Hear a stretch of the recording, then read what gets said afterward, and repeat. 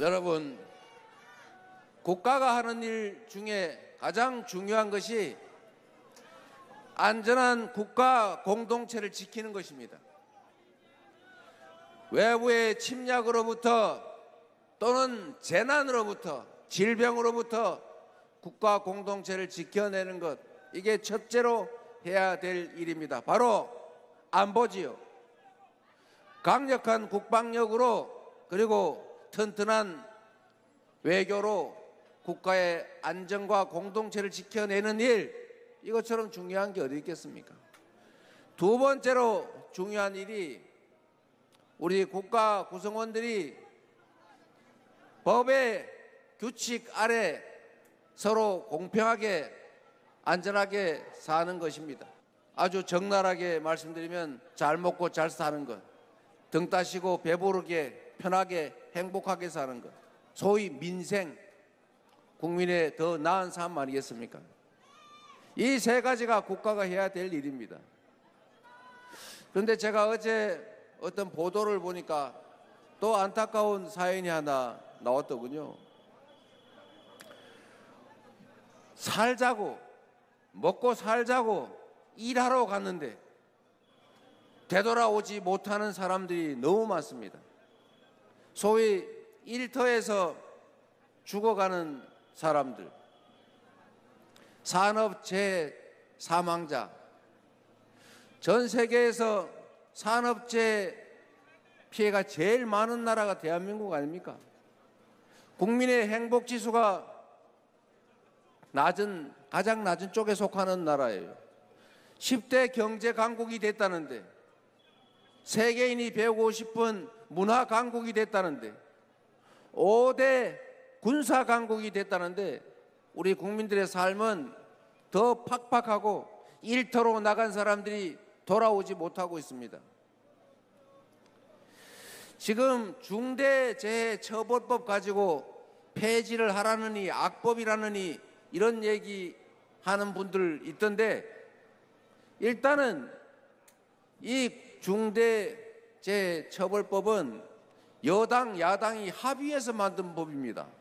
국민의힘이 같이 합의해서 사인해놓고 그걸 악법이라고 국민의힘 후보가 주장하면 되겠습니까? 1년에 1000명 가까운 사람들이 먹고 살자고 일터로 갔다가 되돌아오지 못하고 있어요. 살자고 하는 일이 죽자고 하는 일이 된 이 암울한 현실을 바꿔야 되는 것 아닙니까?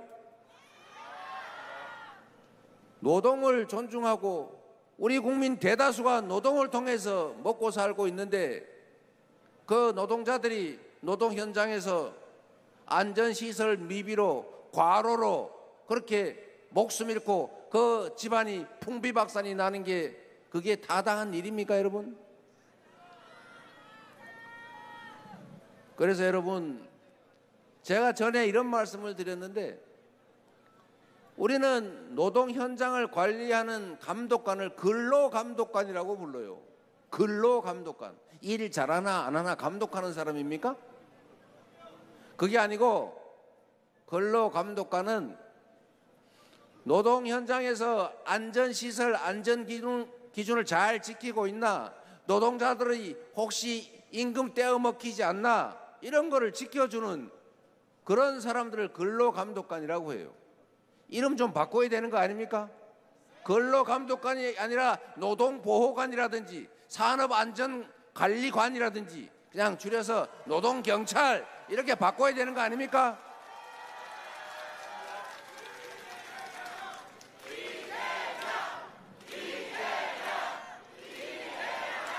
우리 군대에서 원래 헌병이라고 하는 게 있었잖아요. 그 헌병도 이름 바꿨어요. 군사경찰. 대한민국에 이 노동자가 천수백만 명 아닙니까? 2천만 명이 넘겠죠. 그런데 이 노동 현장에 이 노동 조건 미비로 법이 정한 근로기준, 노동환경 기준을 안 지켜가지고 무슨 안전사고로 추락해서 죽고 떨어져서 깔려 죽고 무슨 가스가 새가지고 질식해서 죽고 무슨 도로공사하다 무너져서 죽고 질병이 걸려서 죽고 이런 거 최소화해야 되는 것 아닙니까, 여러분? 대한민국이 10대 경제 강국이라는데 이 정도는 해야 되는 것 아닙니까, 여러분? 그런데 이 노동 현장을 관리, 감독하는 인력이 대충 3,000명을 넘지 못하고 있어요. 전에는 2,000명인가 그랬는데 그것도 문재인 정부에서 1,000명 늘려서 아마 3,000명쯤 될 겁니다. 이 3,000명 가지고는 체불임금 떼어먹힌, 임금 떼어먹힌 사람들 임금 받아주는 일도 하기 어려워요. 어느 공장이, 어느 산업 건설 현장에서 법이 정한 안전조치를 다 하고 있느냐, 안전대 갖추고 있냐, 추락방지망 설치했냐, 감독관은 제대로 배치되어 있냐, 이거를 관리를 해야 될 것 아닙니까? 이걸 관리를 안 하니 전부 다 위반하고 있잖아요. 법이 정한 규칙을 다 지키면 물론 돈이 많이 들죠. 돈을 벌려면 돈을 써야 되는 것 아닙니까? 돈이 많이 드니까 그걸 아끼려고 적당히 해요. 사고 웬만해서는 잘 안 하죠. 사람들이 조심하니까. 그런데 가끔씩 사고가 나요. 그럼 사람이 죽고 다쳐요. 그러면 어떻게 되느냐? 지금까지는 산업재해 보험이 들었으니까 배상은 대부분 보험을 해줘요. 근로재해보험이라고 초과되는 혹시 피해 배상해드릴 것은 일반 보험 들어요. 그러면 배상해 줄 게 없어요. 위자료 조금 주면 돼요. 그리고 형사처벌을 하면 기껏해서 현장의 과장, 관리자만 처벌해요. 이 안전시설, 안전조치 안에서 돈은 누가 벌었어요? 사업자가 벌었지 않습니까? 그런데 이 사업자가 안전시설 안에서 누군가 죽고 다치면 그 책임은 누가 지냐? 이익을 보는 사람이 아니고 고용된 관리자, 그 사람들만 책임진다고요.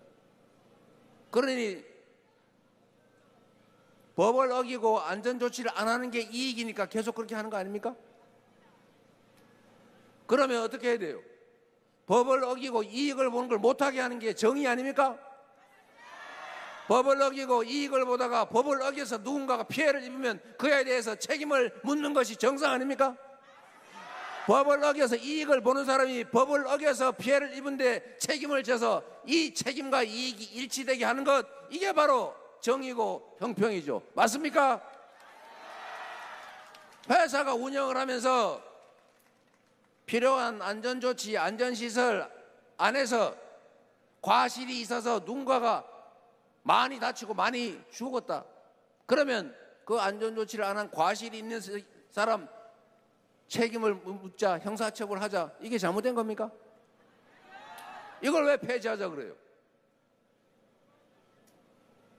이거 다 여야가 합의해서 만든 법입니다. 그래서 어제같이 또 누군가가 죽어가지 않습니까? 그나마 그 법이 시행되고 나니까 이 안전조치나 안전시설 안 하면서 이익 보던 사람들이 조금 조심을 해가지고 잘못하면 회사 사주가 그 이익을 보는 사람들이 책임을, 형사처벌을 질 가능성이 있으니까 조심을 한 덕분이겠죠. 그러니까 산업재해 사망자가 줄었다고 합니다. 그 김모 후보께서 그 토론에서 그런 말씀하시던데, 그런 거 처벌해봐야, 사고 난 다음에 처벌해봐야 뭐하냐, 미리 막아야지. 맞는 말 같지요? 그런데 틀린 말입니다. 형벌을 가하는 것은 두 가지 이유가 있어요. 첫째, 이미 저지른 일에 대해서 응보, 보복, 복수를 하는 거죠. 너 이렇게 했으니까 너도 한번 혼나봐. 이런 측면에서는 처벌이 예방 효과가 없다고 볼 수 있죠. 그런데 이거는 정말 한계만 아는 거예요. 이상하게 동전의 한 면만 보는 사람들이 요새 많더라고요. 양면을 다, 전면을 봐야죠. 형사처벌을 하는 더 본질적인 이유는 예방효과, 일반 예방효과, 특별 예방효과, 이 두 가지가 있습니다. 특별 예방효과는 뭐냐? 그 죄를 저지른 사람이 처벌을 받고 나서 정신을 차려가지고 다시는 죄를 짓지 않게 하는 것, 재범을 하지 않게 하는 것. 두 번째, 일반 예방효과. 다른 사람들이 처벌받는 걸 보고, 아, 저렇게 하면 처벌받는구나, 나 조심해야지, 이래서 범죄를 예방하는 효과가 있는 겁니다. 그래서 중대재해처벌법 위반으로 처벌을 하게 되면 이미 지난 일에 대해서 복수만 하고 끝나는 게 아니고 그걸 보고 사업자들이 근로자를 고용해서 일을 시키는 사람들이 잘못하면 나도 처벌을 받는구나. 돈 버는 것도 중요하지만 근로자들의 안전을 지키는 게 법률상 의무니까 잘 지켜야 되겠다. 이렇게 마음먹게 하는 바람에 몇 년 동안 시행해 보니까 안전사고로 인한 사망자가 많이 줄었다. 당연한 말 아닙니까, 여러분? 이거 폐지해야 됩니까? 아니, 이런 상식적인 얘기를 가지고 사장들, 사업자들 몇 사람이 좀 폐지하면 자기들 편할 것 같으니까 폐지해 달란다고 그쪽 편 들면 되겠어요? 그리고 일부 언론들도 똑같아요. 그거를 국민의 입장에서, 다수의 입장에서 냉정하게 중립적으로 해야지. 이거 해가지고 사업 망한다고, 이거 해가지고 사업 못한다고 이렇게 선동하면 되겠습니까? 물론 이거를 뭐 5인 미만까지 언제까지 확장 적용할 거냐 이런 거는 계속 미뤄지고 있잖아요. 준비하라고 유예기간을 주고 있지 않습니까? 상식적인 나라를 만들어야 되겠죠. 최대 다수가 최대로 행복한 나라를 만들어야 되지 않겠습니까? 특정 소수만 혜택 보는 이상한 나라, 이제 그런 거 그만해야 됩니다. 과거에는 그게 진리였던 시대가 있어요. 우리가 가진 자본도 기회도 부족하니까 많은 사람이 다 골고루 나누면 다 흩어져 없어지잖아요. 물은 한 수대밖에 없는데 물 줄 때가 많으면 그걸 골고루 뿌려버리면 물 주는 효과가 없으니까 어쩔 수 없이 꼭 필요한데 급한데 여기만 몰아서 물을 줘서 거기라도 키워야 되는 것 아닙니까? 그래서 우리가 산업화 시대에 수도권에 몰빵하고 특정 기업에 집중 지원해서 소위 낙수 효과로 어느 한쪽이 발전하면 그 혜택을 옆에서 누리면서 지금까지 우리가 압축적으로 신속하게 성장해 왔어요. 그건 나쁜 게 아니지, 어쩔 수 없었어요. 그러나 이제는 대한민국의 자본도 기회도 역량도 많아지고 높아졌으니 이제는 공정하게 하는 것이 지속적으로 성장하는 길이다라는 국제기구들의 권고를 우리가 받아서 실천할 때다. 맞습니까, 여러분? 그렇게 해야 같이 잘 사는 세상 되잖아요.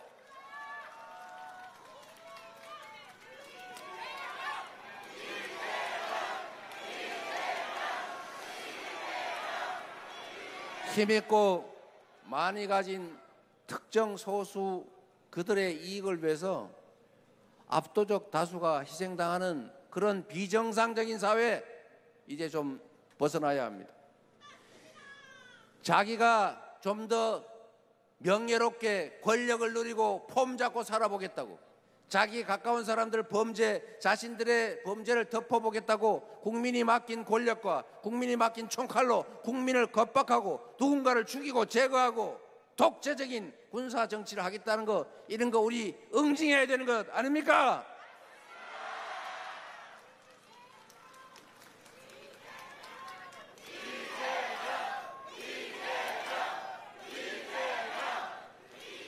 (6월 3일이) 진정한 민주공화국, 국민이 주권자로 존중받는 진짜 대한민국, 모두가 꿈을 가지고 행복한 삶을 설계할 수 있는 새로운 나라로 출발하는 바로 그 첫날이 될 것이다. 맞습니까? 해주시겠죠? 다 여러분들 손에 달린 겁니다. 여러분이 이 역사의, 이 변화의 주체입니다. 여러분을 믿습니다.